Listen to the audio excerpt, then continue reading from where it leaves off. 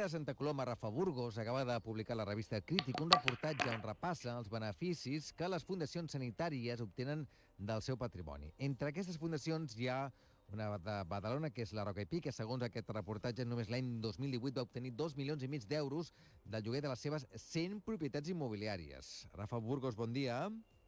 Hola, què tal? Bon dia. Com estàs? Confinat? Sí, confinat. Confinat. Explica una mica què és el que es publica primer de tot en aquest reportatge del Crític, on parles de fundacions sanitàries vinculades a l'Església? Sí, pràcticament totes sí, tenen una relació amb l'Església. És un article que, com molt bé has dit, hem publicat al Crític.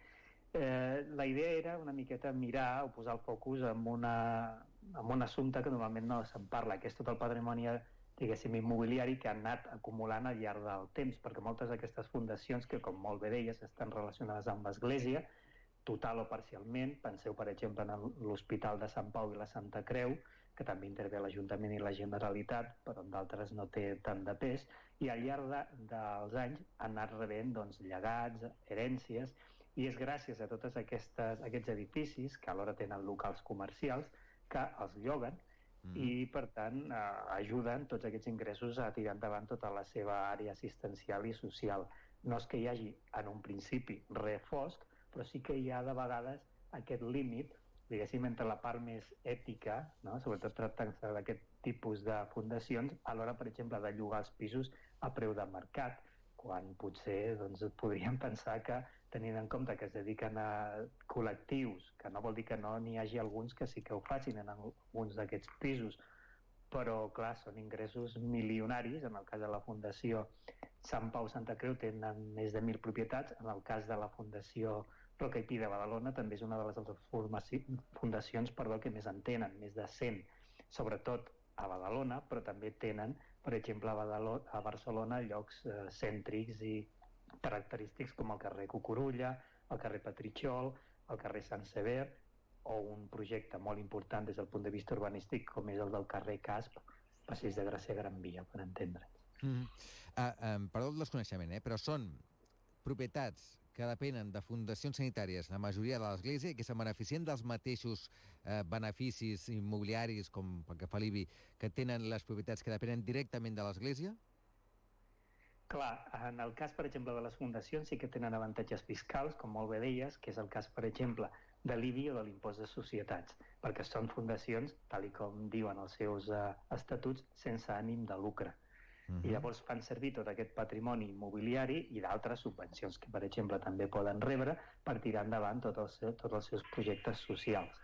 Sí que és veritat que a l'hora de fer aquest reportatge al Crític sí que ens hem adonat que molts d'ells, per exemple, posen o publiciten els seus pisos a través de portals com Idealista, o fins i tot els tenen a la venda. És el cas, com comentava abans, de l'Hospital de la Santa Creu i Sant Pau, però en el cas també de la Roca i Pi, doncs també tenen a la venda una de les seves finques al carrer Sant Sever número 8 a través d'aquest portal Idealista. I després també hem trobat coses curioses. Això, evidentment, el propietari ho pot fer, el fet de llogar a diferents preus dintre d'un mateix edifici o finca. Ens trobem, per exemple, que amb una finca del carrer Enric Borràs, número 61 de Badalona, que hi ha una escola d'idiomes, doncs resulta que varien els pisos llogats, que van des dels 187 euros al mes per un pis, que amb un contracte indefinit, fins als 1.222. Vull dir que hi ha un decalatge força important entre uns i altres. I vosaltres, com a mitjà de Badalona, suposo que a l'audiència també li interessarà saber que entre les propietats que té la Fundació Roca i Pi, el carrer Pompeu Fabra número 12, Pep Ventura 22, Ribas i Perdigó 24 i 48, Martí Pujol 104, Canonge Baranera 11 i 93, carrer Arnús 26-28, Sant Joaquim 22 i número 11, Sant Claver número 14, Mercè 13 i 45, carrer Museu 20, i així fins a gairebé 100 propietats. 100 propietats que són edificis que en gran part són llogats com qualsevol altre propietari, entenc. I locals comercials. I locals comercials. N'hi ha alguns que tenen un contracte indefinit, suposo que són els que estan dedicats a l'àrea més social, gent que suposo que té problemes per a pagar el lloguer, i per això hi ha aquest decalatge que jo comentava entre uns i altres, o locals, per exemple, comercials com el que hi ha a prop de la plaça Pep Ventura, on hi ha un supermercat de la cadena Sorli, que també és propietat de la Roca i Pi. I tu creus si et vols mullar, que resulta una incoherència que una fundació sanitària que depèn de l'Església tingui llogats immobles a preu de mercat.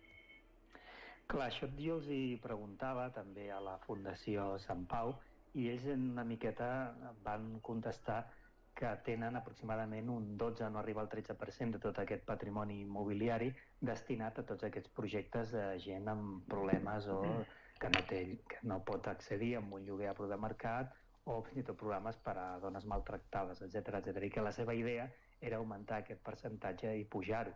Evidentment és un percentatge, tenint en compte que es tracta d'una fundació sense ànim de lucre, amb tots els avantatges que té, com hem parlat abans, jo crec que baix, perquè si estem parlant d'un 12 o 13%, en aquest cas amb aquesta fundació, jo crec que el percentatge hauria de ser força més alt, si no gairebé total, perquè tenint en compte que també reben subvencions de les diferents institucions, jo entenc que l'obra que fan, evidentment això ningú no ho posa en dubte, és per treure's del barret, però potser es produeixen, com molt bé deies, Carles, aquests límits entre realment si ens hem d'aprofitar de tot aquest boom immobiliari de preus de mercat per fer aquesta obra social i si no estem alhora contribuint a precisament aquesta política, diguéssim, del totxo i dels lloguers estratosfèrics. A banda de les propietats a Badalona, la Fundació Roca i Pi també té propietats importants a Barcelona.